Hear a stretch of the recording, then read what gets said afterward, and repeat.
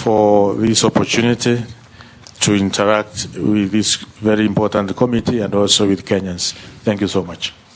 Thank you, and may you act seeking to decriminalize aspects of public procurement, fund management, property disposal, and contract tendering, as stated in section 45(2)(b) and (c) of the Act.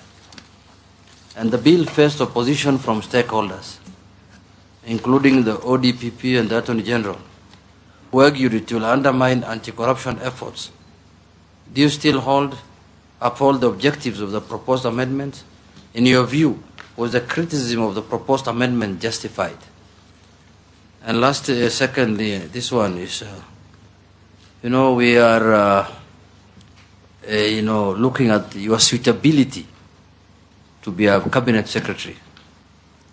And having served with you the last 2 years in Parliament, in the National Assembly in particular, you came out to me as somebody who was a bit hawkish in terms of when differences occur on the floor of the House.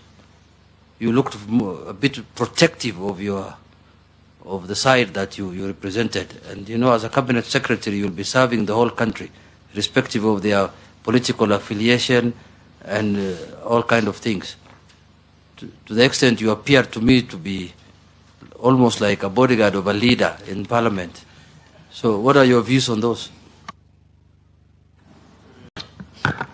Thank you so much, Honorable Chairman. I will start with the second question. Article 10 of our Constitution talks about the national values and principles of governance. The national values and principles of governance, Honorable Chair, which I subjected myself to these values, serving as a member of Parliament for 2.5 years now. And these are the same national values which I will carry on if I am nominated as a cabinet secretary. The Constitution. You are already nominated. If you are found suitable. Thank you. If I am found suitable. Because before I have been serving and preserving the interests, first and foremost, the interests of the people who elected me, the people of Beira North. But in my capacity as cabinet secretary, I will serve the entire nation without favor and without fear. Because service delivery from Turkana all the way to Ramu, from Mandera all the way to Busia, must be served in a uniform, in timely manner, in cost-effective manner, in efficient manner. Therefore, the second question I'll answer that, yes, I will subject myself to Article 10 of our Constitution, as well as Article 232 of our Constitution, which talks about the values and principles of public service.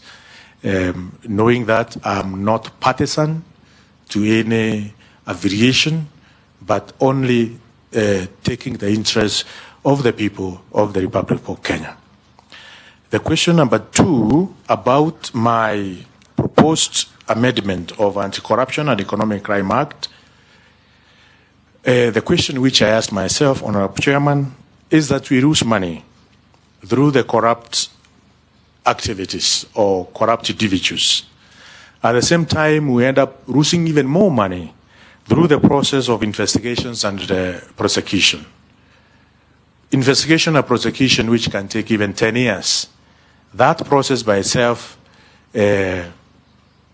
take resources, take taxpayers' money, and therefore if we can have laws which ensure that the prosecution of those who are caught in corruption activities is efficient, is effective, doesn't take 10 years, then those laws are critical, are important. We are supposed to enact them as the people representatives.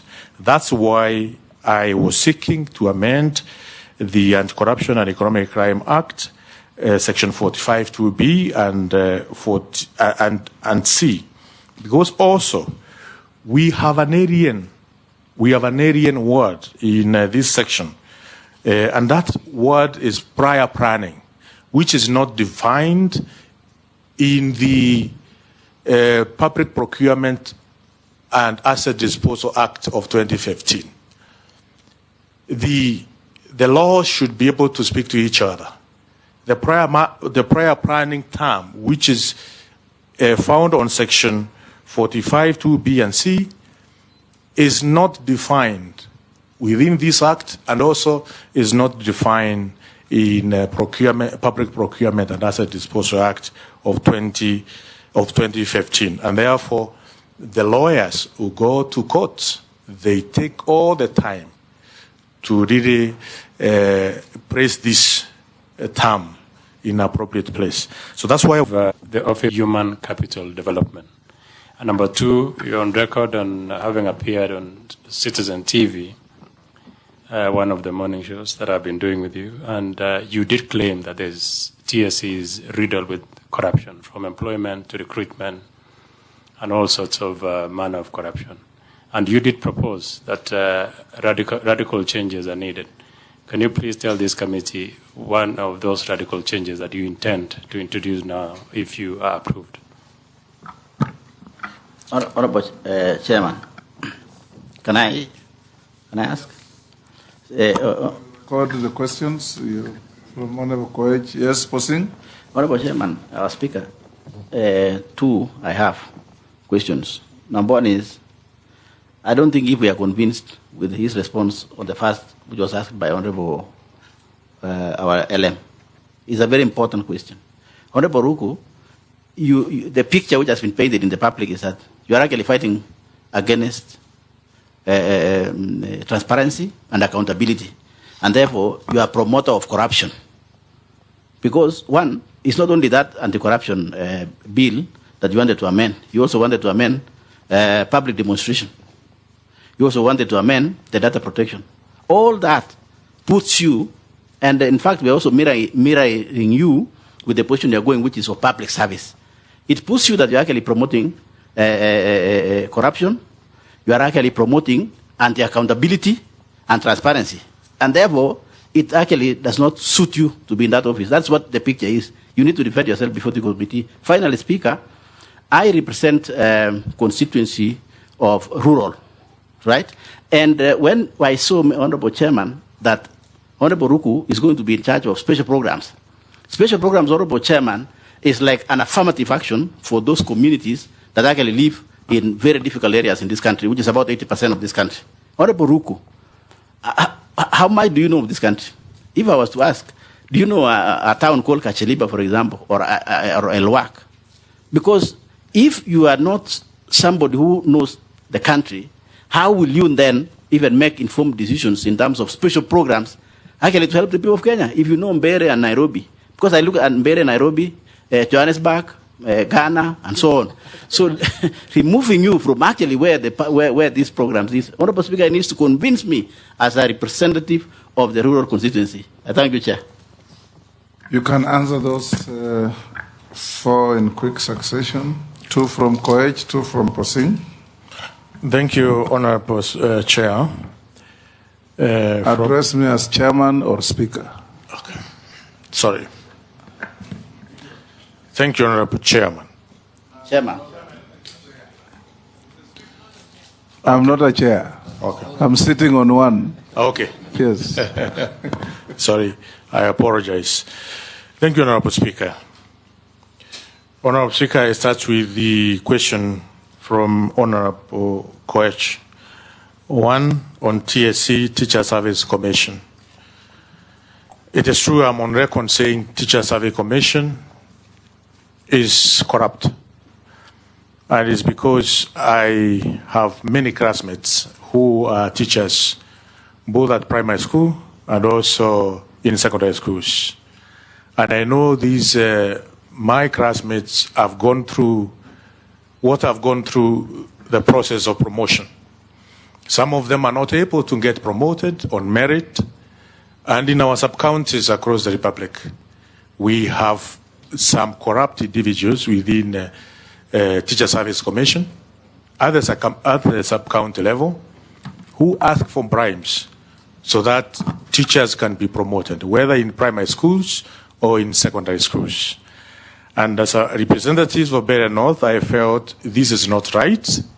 This should not be the case.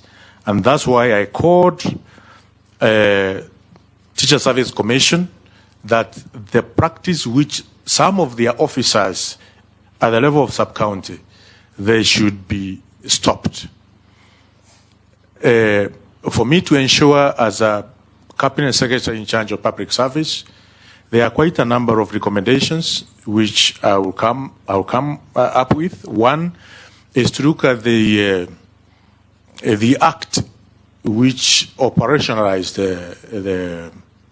the commission, so that we see whether Teacher Service Commission is an extremely huge institution, whether it requires a number of directories which are chaired independently, managed independently by probably 3 executive managers instead of 1.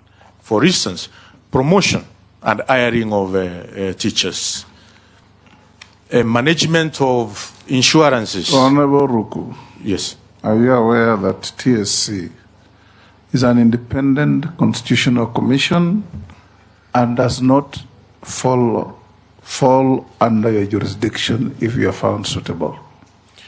Yes, Honorable Chair, I'm aware, but also I'm aware as a Cabinet Secretary in charge of public service delivery, whether by police service, by teacher service,